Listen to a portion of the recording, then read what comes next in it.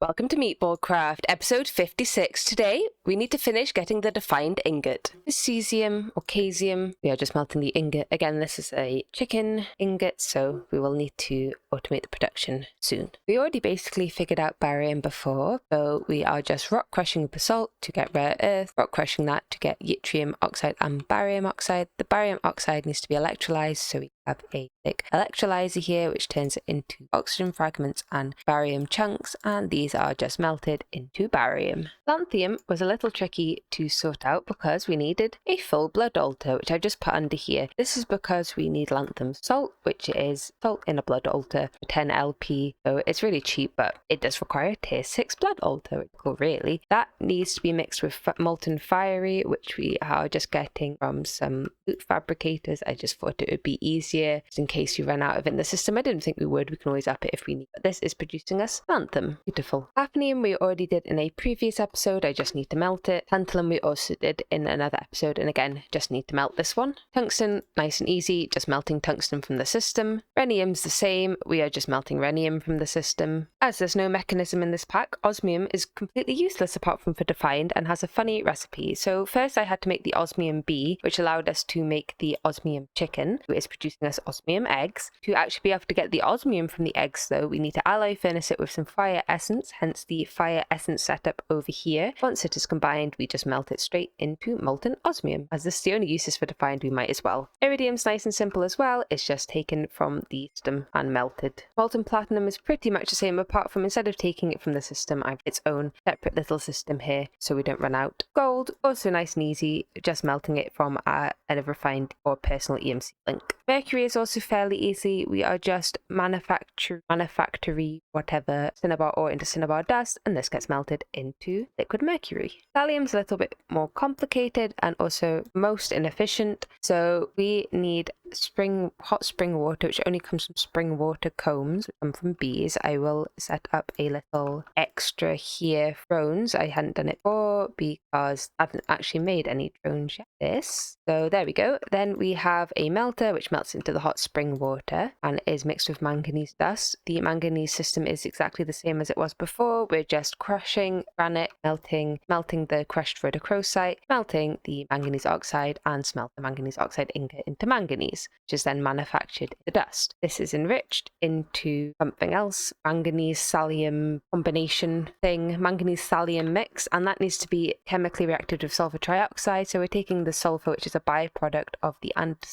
granite rock crushing, melting it into molten sulfur, reacting it with oxygen twice, and then that goes straight into the chemical reactor. And once that's reacted, we get sulfuric acid byproduct and thallium. Lead, nice and easy, EMC link, melting the ingots. Bismuth is a little bit more complicated, but actually not really. It just requires two setups. So we need to make native copper clusters, which is just metallum and ordo essentia in a thaumatorium copper ore, which makes the native ore cluster. This goes in a crafter with Fabrico and a mithrite scythe, which is reusable, and that makes bismuth clusters. However, to actually get the liquid bismuth, we do need to mix it with, I think it's hydrochloric acid. And to get hydrochloric acid, it's this system. It's a bit complicated, but not really. It's just messy. So we're just mixing salt with water. It's making us, whatever this is, salt water in two forms. The salt water goes in, one of half of the salt water goes into an electrolyzer and turns into chlorine, mineral water, and molten sodium. The chlorine is reacted with hydrogen to make chlorite and whatever was in here before, hydrogen chloride, and the rest of the salt water is mixed with this hydrogen chloride to make more chlorite and hydrochloric acid, and the hydrochloric acid is then reacted with bismuth clusters when we get them and turned into bismuth fluid. Polonium is another egg one, so we can just melt the ingots after I've crafted some, and we'll set up the proper automation later.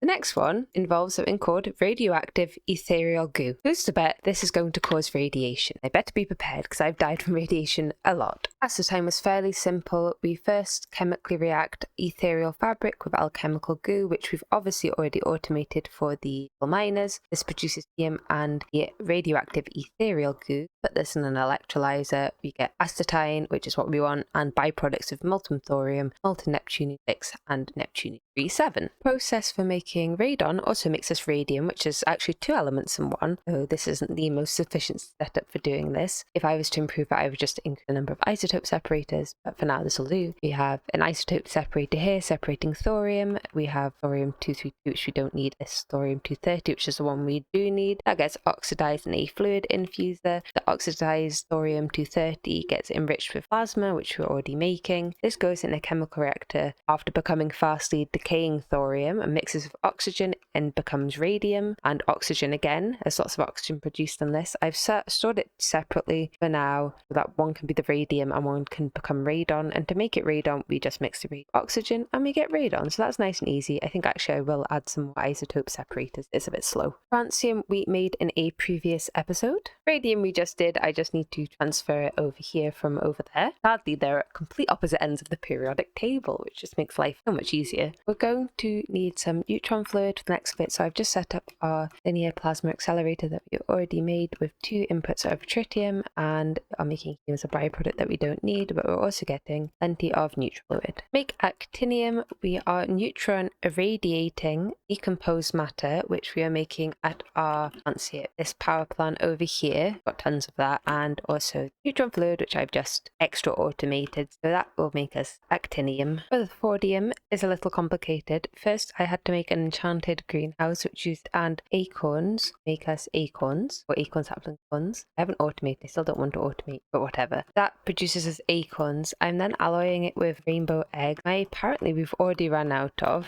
Yes, well they won't pass it, but we've already run out. These rainbow eggs would make these disgusting omelets, which are centrifuged into 4 things: plutonium, these rainbow flower seeds, organic black dye, and moscovium traces, which we'll need for other things. We then isotope separate the plutonium into plutonium-242 and the other one. We only need 242. That gets enriched with plasma to make fast decaying plutonium, then mixed with chlorine. We're taking from a byproduct from another bit of the system, electrolyzed, and we get rutherfordium. Obviously we need to egg production, but that shouldn't be too difficult. Next up we have dubnium or dubnium. I don't really know what this one is. That one was fairly easy to do, and we get the buckets. This just needed a linear plasma accelerator with neon in one hole and americium 243 we're getting from our nuclear reactor setup, and that just makes us neutron fluid, which is nice, and dubnium. We need a lot of neon now because of that, so I've just added some more simulation chambers. Yet probably not the best way to get it, but increasing production, and I've just split the output so we have the upgraded, not strange. Anyway, so now we get neon going half in there and half in this tank so that we have it for this other process. And just to speed things up, I have now got 16 arcane amber chickens in here. I'll probably do this with all the chickens eventually. I don't know why I didn't do it before, I just kind of didn't think about it. So this is really going to speed up our production of amber eggs and therefore everything else. Seaborgium basically focuses a lot on environmental tech, but it also requires tritium. So I'm taking tritium from what we were doing before. I'm sure it's somewhere else and we can make more another way, especially if I turn off the linear plasma accelerator, since we're on fluid here, or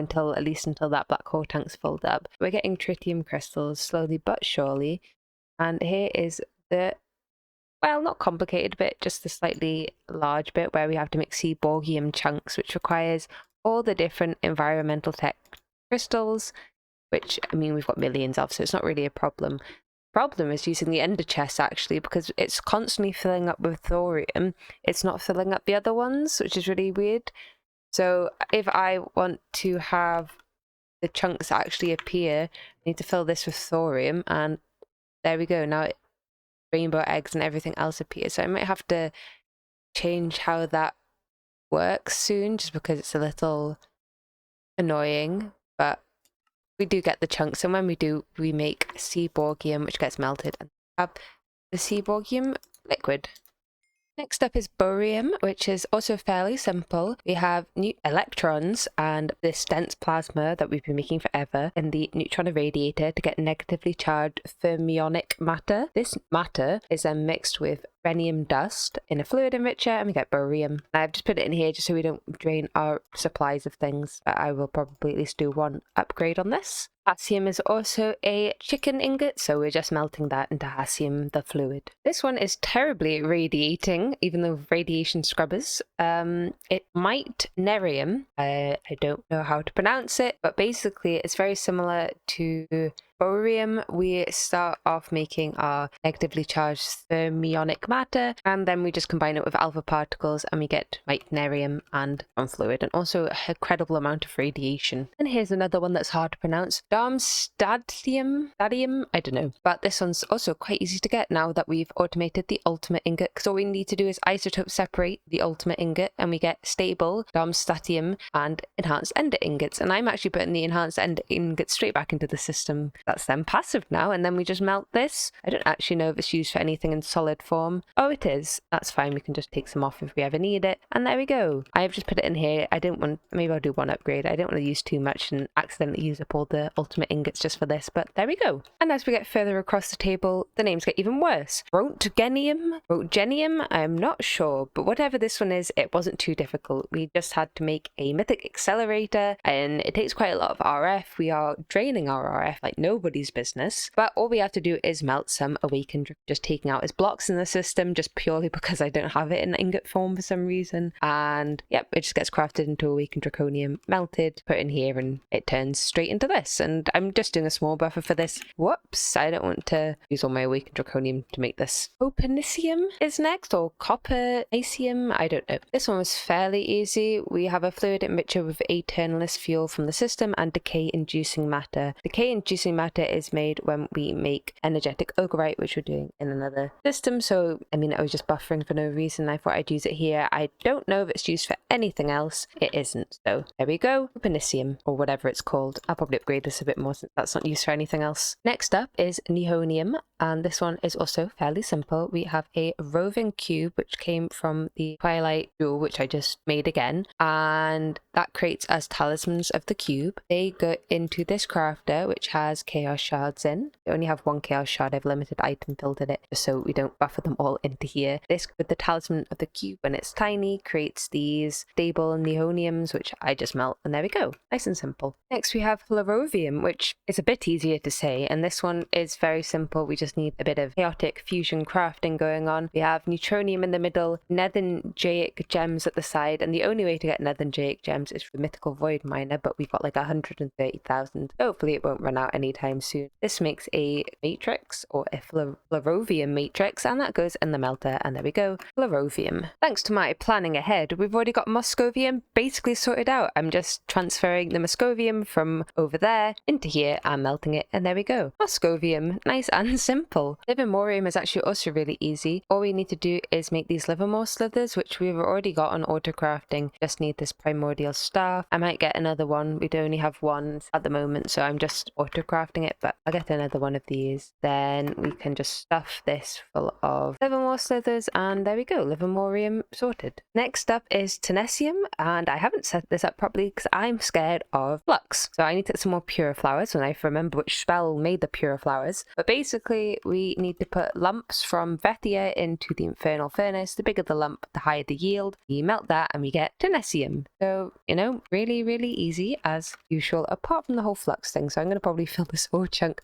with pure flowers because already we had like 900 when I cleaned it before, but hopefully we should be fine if I don't accelerate it or anything. We'll see. We get quite a lot per chunk, I think. So how much? 400, so that's not too bad. Up next we have organescent, something like that. Anyway, so to make this we need plutonium. So the way I've got it this time is we are using a mythic pulverizer to pulverize uranium ore. This gives us mainly uranium grit, but also plutonium dust. I am melting it and ingot forming it. Yes, I could put it in a mythic furnace. I might change it later, but right now I couldn't be bothered. This then goes into a crafter with magnesium and this everlasting fuser that we made several episodes ago, and this makes a stable ognesin, which then gets melted into the liquid form. And just as a quick progress update, we've now done the entirety of the top bit of the periodic table, which means we just need to do this little bit at the bottom now. So I think these are going to be a pain in the bottom, but we'll see. Not been too bad so far. Now this is probably one of my most inefficient ones, and that is ratiodium. And that is because I have not automated the adamanite, because I'm still waiting for some of the Thormscraft stuff. Whatever. It's just adamanite mixed with molten night metal, getting the night metal out of the system and melting it, and there we go. Ratiodonium, or whatever it's called. Yes. yes, I will sort this out later. Not efficient at all. I would not recommend doing it like this. To take a little break from the monotony of doing element by element, I have arranged 18 two-phase fission reactors, which obviously are not even slightly completed because I am waiting for all of this stuff craft, which may take quite a while, to be quite honest. So I'm just waiting on all of that, and yeah, then I'll build these and hopefully put a lot of elements sorted out for us in one big processing factory. So this is how things are going right now. I haven't finished. I just wanted to do a quick update before we got too far. So I have built all of the two-phase fission reactors, and we have 1, 2, 3, 4, 5, 6 fuels set up. I've only done one second stage so far. We have the 5 the beginning ones, these HEUF, LEFHM, TBU, and LEU25. All of the fuels are being made either at the nuclear base or over where one of the elements is over there, and they are just, well,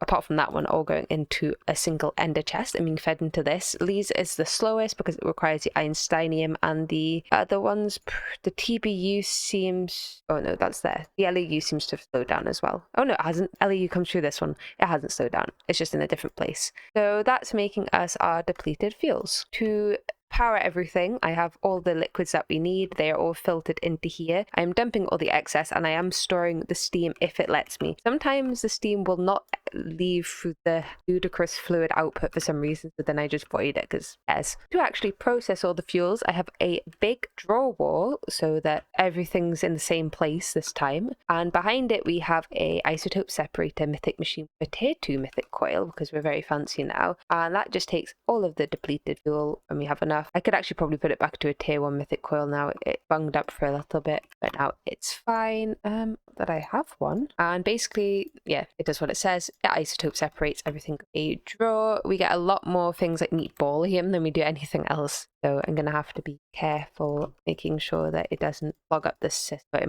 I'll put a void upgrade on it. So while these are our main fuels, these ones here are the ones that we need for elements. So we have fermium, which is an element, the neptunium, which is an element, and the 2 meatballiums, which makes the meatballium ingot, which we melt down to get meatballium elements. So I'm just keeping them separate. I've got bigger buffers of the meatballium just because there's so much of it. So it's probably going to actually block this. But we also have all of this filter, so American 243, which I just got. Yep, I can put that in here now as well. Not that it will probably go in for a bit because I that. Let's maybe do this as a slow progression rather than all at once. And then I'll continue to make the rest of the elements, and hopefully soon we'll have everything. Not everything that we need will come out of this, but we can get berkelium, curium, californium, nobelium, lawrencium, quite a few things. Now, if I'm correct, that should be all of the elements we need passive for defined in terms of nuclear reactions. We don't have Einsteinium because that's actually make one of the fuels, so I need to get that from the other nuclear base that we have. But apart from that, we've got everything. There's 4 left over, so if we need any more and make more, the only one we have a problem with right now is this polonium beryllium, as we've always got a problem with anything with the chicken egg, but we'll sort that out later. And right now we should have plenty of everything else. I assume you're still working fine. We have run out of LEU fuel, but who's shocked? We're always out of LEU fuel. That's how this works. Are you actually running?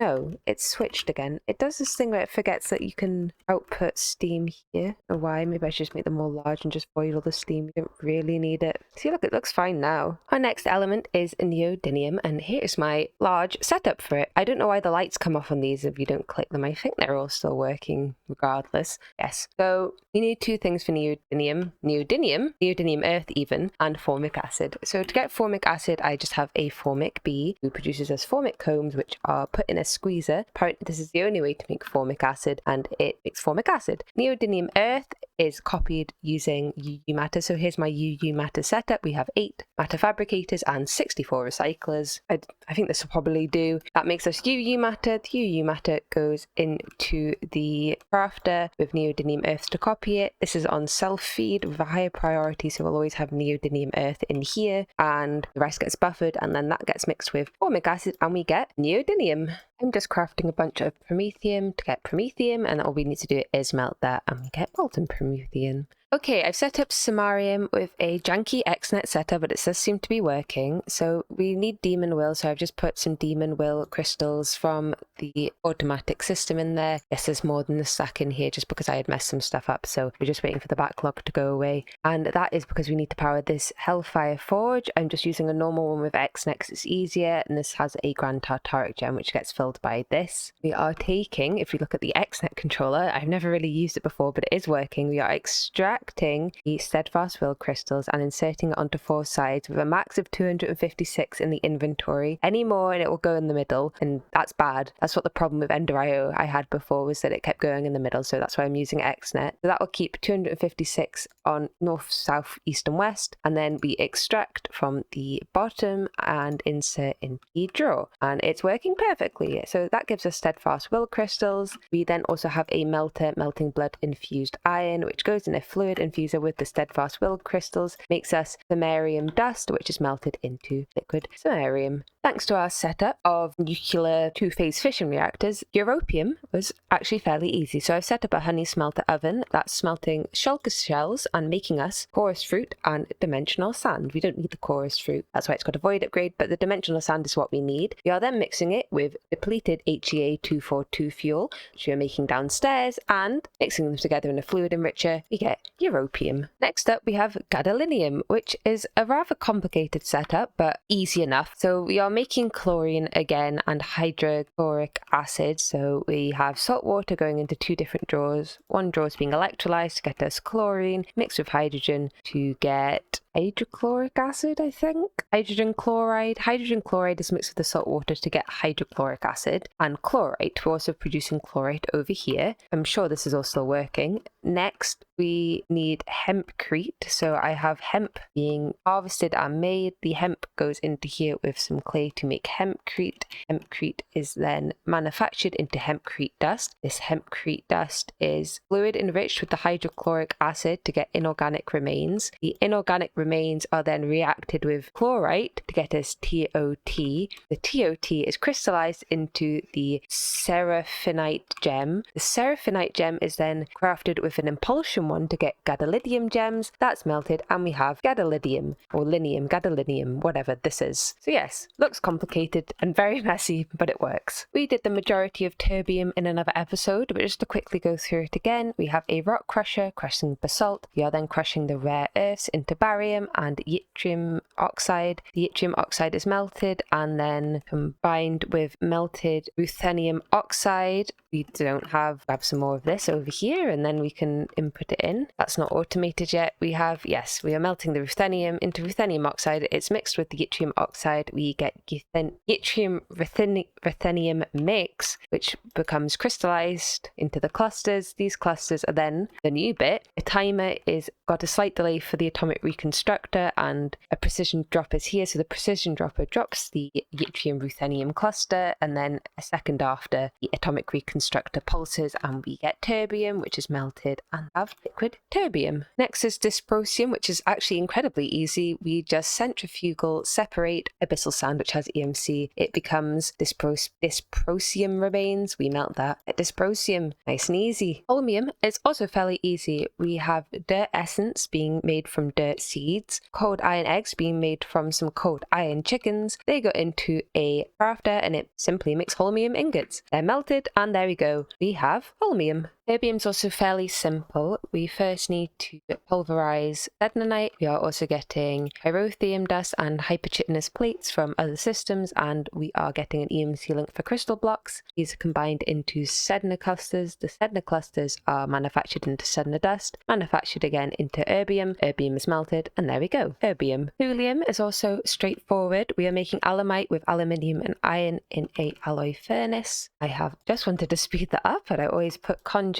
on, so let me just speed that up. So this, that working? Yes, okay, I just wanted to speed these up so they don't block up. That turns into alumite blocks with the crafter. We are mixing it with liquid LP, which we've already passed ages ago, and that creates us thulium. Ytterbium is also very simple. We have an everlasting guilty mana pool here. We are dropping Gardensian stone into it, which is just EMCable. This goes into a drawer, melted, and there's ytterbium. I've put a void upgrade in this just so and the drawer fills up. We don't just get tons and tons of dust all over the floor, which I'm sure would cause many any problems, but there we go. Ytterbium. Lutetium was a little stranger. To get lutetium, we need enchanted books. So I set up an enchanter here. It slowly makes us enchanted books. It goes into an enchantment library. I don't know why these ones aren't pulling. Or maybe they're not in here anymore. Strange. Anyway, the enchanted books pull out of the enchantment library and go into the crafter with toxic stone and this master earth sword, which is just made like so. And we already had the master earth mage wand. Yep, every time we get an enchanted book, it gets pulled out.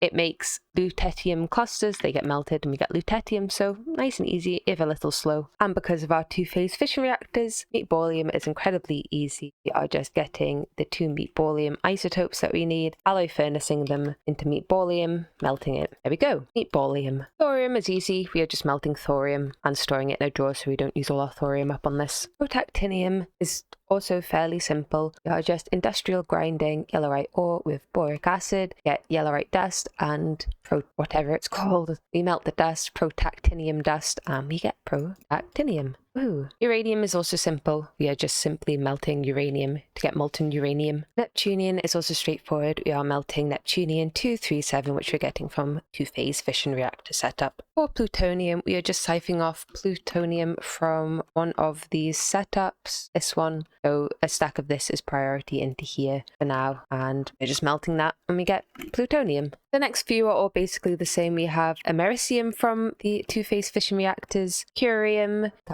berkelium, californium, einsteinium comes from our MeatballCraft setup. We're not getting very much. I'll probably have to improve it. Fermium. Mendelevium is similar. We are getting einsteinium again from the MeatballCraft system, mixing it with alpha particles, and we get Mendelevium. And then we just have nobelium and lawrencium from the two-phase fission reactors. So now we've only got one element left. Our final fluid is our bitarium. Let's go with that. And to get that, we need our bitterite crystals, and we need to melt them in an ever-burning forge. So this is the ever-burning forge. We need to make this Asgard furnace brick, which means we need the Aesir rift, which I'm just about to make. We have everything for it. I just need a bright matter and a Zeus statue. I'll be able to make the bricks. For our bitium, we need to put down the frame with this. Oh, I have to be in a space station. Okay, well, I guess we can't do it all over here. Right, let's try this again. There we go. One frame for our furnace, and I'll just have to unload this area.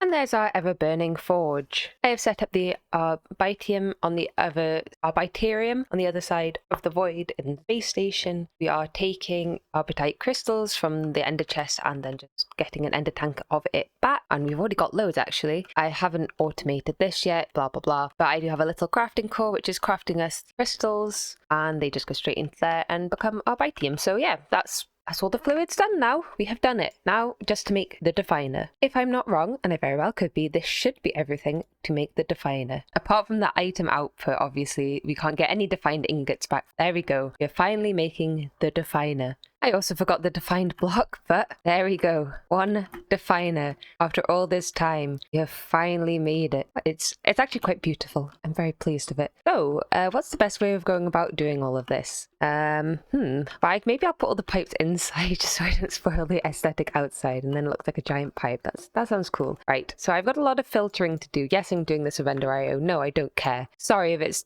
inefficient. I don't care. I like Ender.io. Oh, let's get this started, I guess. Now, if I haven't done anything wrong, I might have, I'm not sure. When I connect these power plugs, don't know if I need all of them connected, but there we go. That should run. Missing fluid input. Difficult. Let me just check that the output. Okay, I found the problem. One of them hadn't been filtered for oxygen and a couple of them weren't connected, but now the definer is running, which means if we go underneath, we shall have defined ingots. Oh my goodness, we've done it. And that is defined.